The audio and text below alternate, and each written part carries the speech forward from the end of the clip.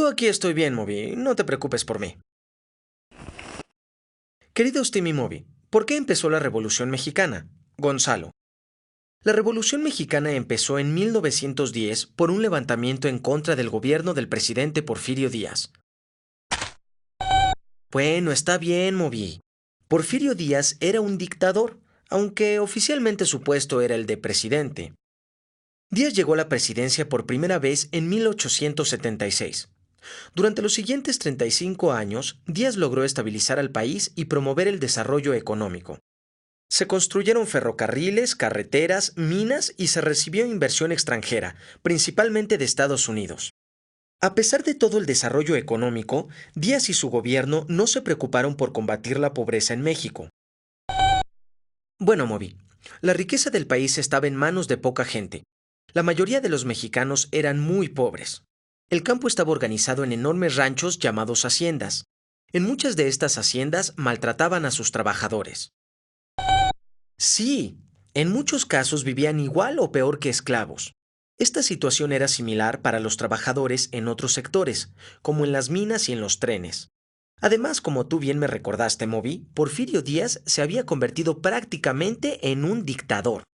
En 1876, Díaz había llegado al poder bajo el lema de no reelección, limitando a cada presidente a un solo periodo de 4 años en el poder.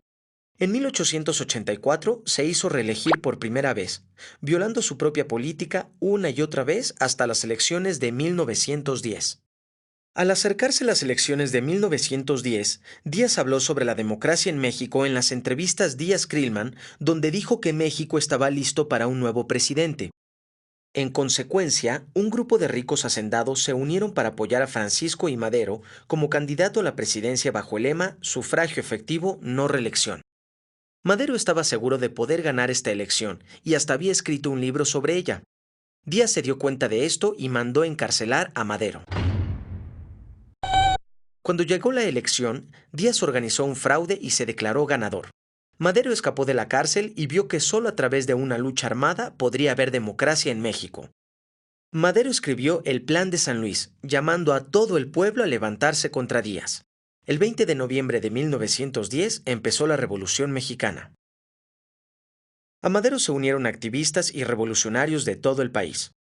En el norte, Pascual Orozco y Pancho Villa formaron un ejército conocido como la División del Norte. En el sur, Emiliano Zapata se unió al levantamiento con el lema Tierra y Libertad. Con tantos enemigos, el gobierno de Díaz duró poco más, y en 1911 Madero asumió la presidencia.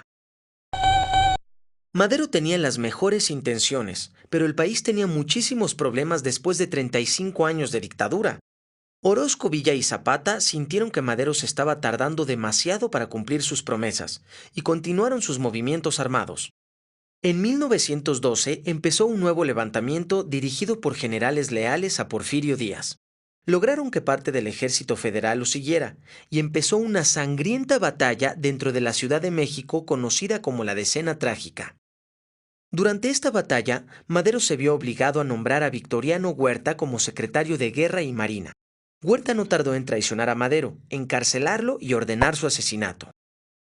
Huerta aprovechó este momento y con el apoyo del embajador de Estados Unidos, Henry Lane Wilson, salió victorioso de la batalla y convirtió a México en una dictadura militar, usando el ejército para reprimir a quienes se opusieron a él.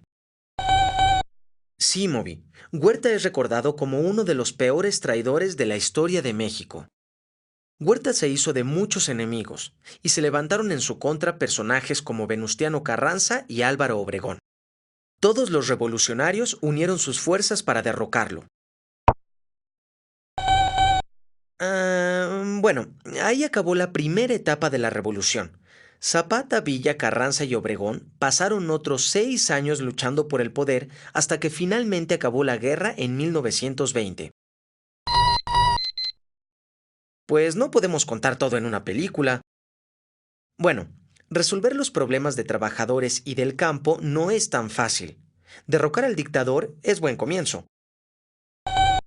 ¿Tengo razón? ¿De qué tengo razón? ¡Au! Eso dolió.